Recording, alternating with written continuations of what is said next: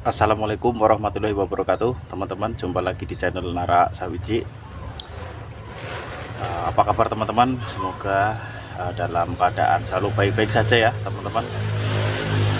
Nah, untuk kesempatan kali ini saya baru bikin konten lagi ya, karena kemarin ya saya kena ya musibah lah ya, anggap saja musibah, karena itu tidak sesuai dengan harapan saya.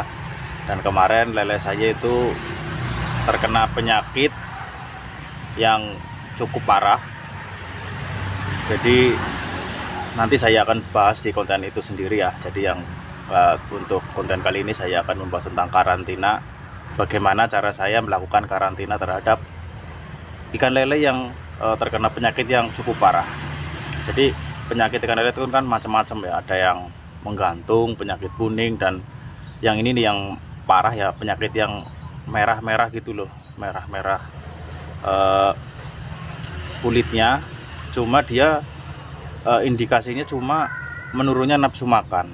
Jadi dia tidak menggantung untuk kolam baik, air jernih, tapi kematian atau nafsu makan rendah gitu loh.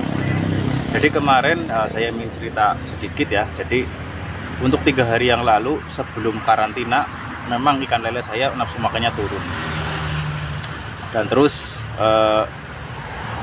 hari ke berapanya ya selanjutnya, intinya timbul ada mati satu ngambang gitu loh.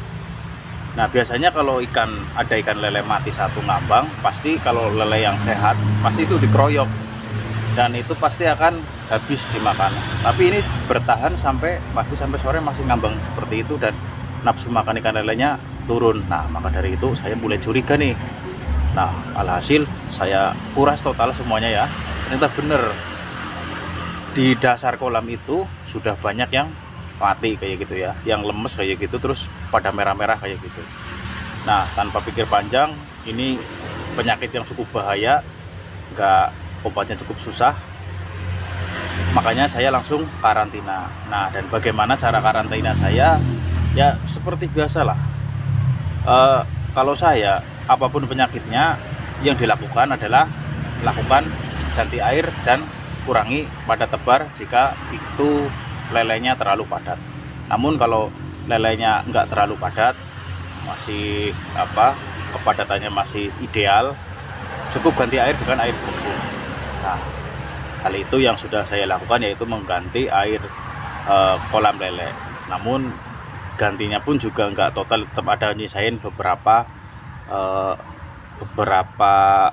persen dari air kolam yang lama gitu loh. Jadi nggak semuanya diganti, cuma nggak sampai sepertiga, cuma dikit, paling beberapa ember atau 5 ember lah, nggak sampai banyak-banyak. Nah kita lanjut ke proses karantinanya. Jadi gini, mungkin untuk karantina ya teman-teman, banyak cara atau banyak metode dari banyak petani, itu biasanya beda-beda teman-teman. Saya sama teman saya aja tuh beda teknik. Kalau teman saya itu sukanya puasa, dan menurut saya itu kalau puasa saya nggak masuk dalam hitungan lah. Cuma kalau saya mengurangi jumlah porsi makan, nah itu baru. Kalau puasa nggak dikasih makan selama beberapa hari, saya kira ya, kalau teman-teman berbeda pendapat ya monggo, nggak apa-apa. Ini cuma pengamatan saya, dan saya pun juga nggak ada dasar apa-apa, penelitian pun nggak saya lakukan, cuma pengamatan yang saya lakukan sehari-harinya seperti itu teman-teman. Karena saya adalah praktisi ikan lele yang sudah jalan 4 tahun. Jadi saya bilang seperti itu berdasarkan pengalaman saya gitu loh teman-teman. Jadi kalau teman-teman berbeda nggak apa-apa. Misalkan ada masukan, oh punya saya puasa sampai 7 hari gitu loh, puasa sampai 7 hari bisa sembuh ya, nggak apa-apa. Mungkin seperti itu caranya. Mungkin tiap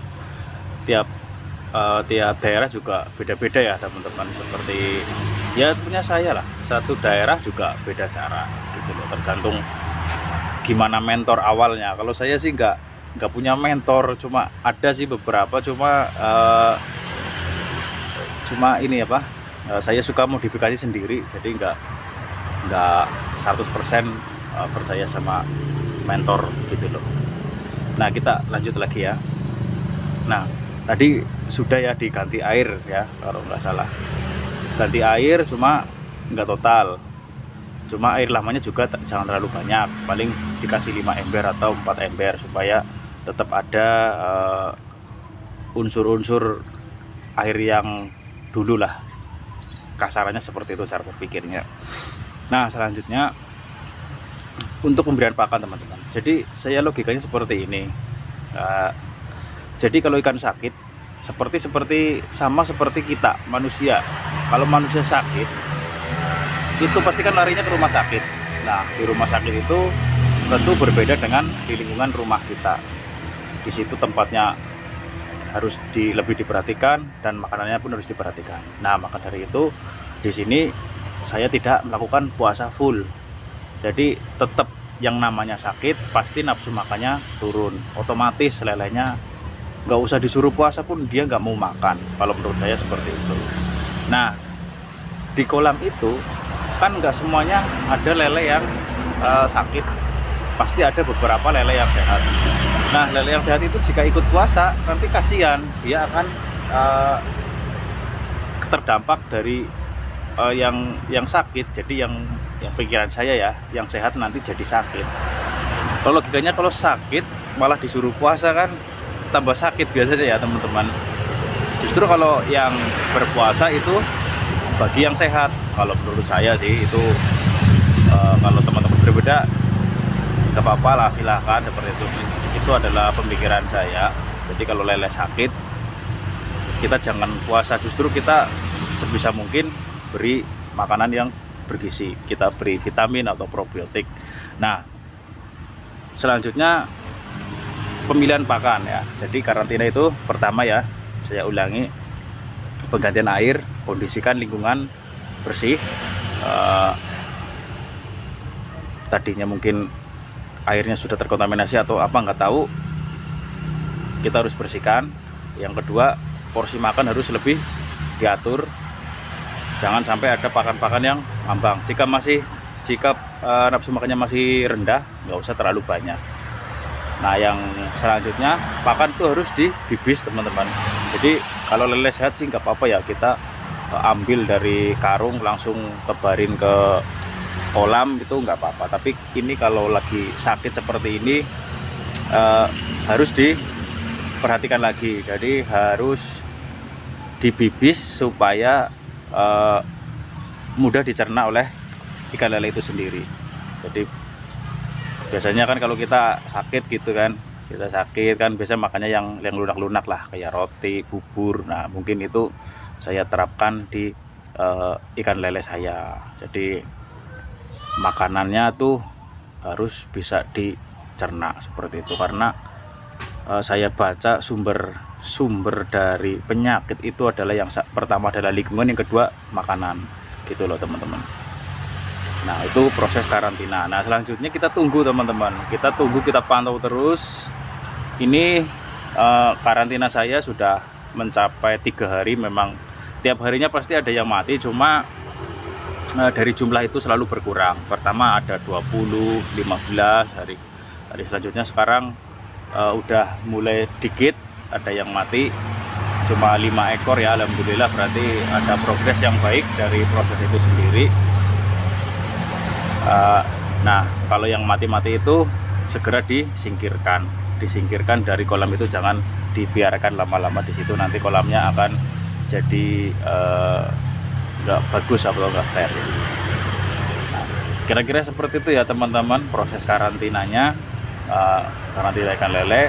Jadi teman-teman jangan sampai lele Anda sakit lah, harus bener-bener waspada, konsentrasi, harus diperhatikan. Kalau ikan lelenya nggak mau makan selama 2 hari, jangan nunggu sampai lelenya mati, mendingan langsung diganti air saja ya teman-teman, untuk mengurangi kematian massal. Nah, kalau punya saya, kalau dibiarin terlambat aja 2 hari gitu, 2 hari atau sehari, besoknya sudah banyak dan susah disembuhkan. Seperti punya saya tahun lalu seperti itu, 2 kolam kayak gitu, karena belum tahu triknya seperti itu teman. Karena air yang kelihatannya bagus tidak tidak menjamin lelenya sehat. Jadi kondisional lah teman-teman. Ikan kondisi air bagus juga bagus untuk ikan, namun kita sebagai budidaya harus jeli, harus selalu mengamati lah gerak-gerik ikannya, ini kok nafsu makannya turun, kok ini ikannya pada ngambang. Itu kita harus jeli dan selalu belajar dari YouTube atau dari petani lain, selalu sharing-sharing. Seperti saya pun selalu sharing dengan petani baik yang pemula maupun sudah senior. Di situ banyak sekali trik-trik cara menanggulangi penyakit, termasuk obat-obatan apa yang dilakukan. Nah, kebetulan untuk saya nggak pakai obat-obatan dari dari pabrikan ya. Memang ada ya teman-teman yang bilang pakai super tetra atau apa gitu loh. Saya cuma nggak pakai, saya full alami. Cuma saya di sini main lingkungan, jadi lingkungannya harus terkena sinar matahari seperti itu. Dan ya kurang lebih seperti itu saya rangkum ya. Jadi bagaimana cara saya melakukan karantina kolam ikan lele saya. Yang pertama, teman-teman wajib melakukan penggantian air yang hampir dibilang semuanya. Yang kedua, jika ikan lelenya terlalu padat, segera kurangi kepadatan, karena ikan yang terlalu padat itu akan cepat menimbulkan atau membuat lingkungan menjadi kotor dan tingkat stres pun tinggi setelah dikurangi padat. Tapi kalau kepadatannya ideal, nggak apa-apa, cuma diganti air full seperti itu. Nah, selanjutnya untuk pakan usahakan dibibis, atau setiap pemberian pakan harus dibibis, dan diberinya pun jangan terlalu banyak ya.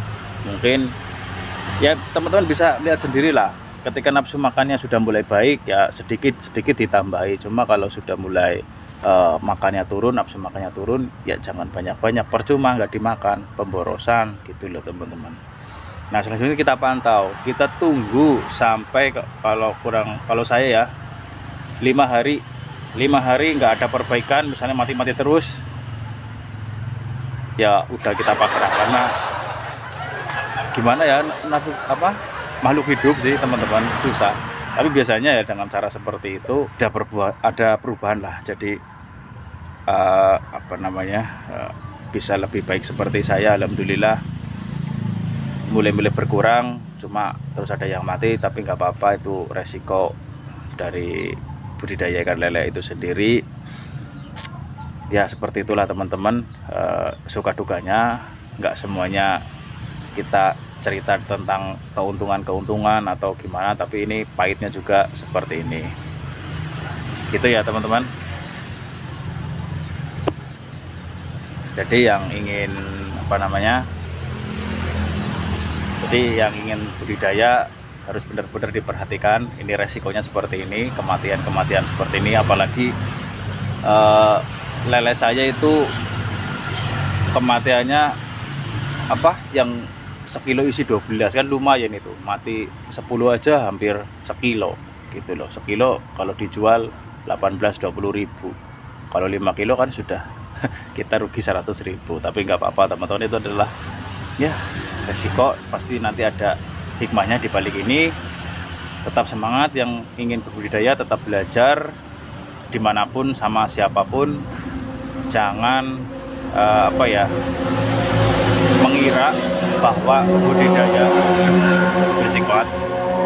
Yang jelas jangan mengira bahwa teknik budidaya itu hanya satu. Teknik budidaya itu bermacam-macam, tergantung bagaimana teman-teman mengikuh lah caranya, melakukan modifikasi sehingga menimbulkan atau menciptakan sebuah trik baru dalam ilmu budidaya ikan lele. Tetap semangat, salam sehat. Assalamualaikum warahmatullahi wabarakatuh. Kita jumpa lagi di video yang berikutnya.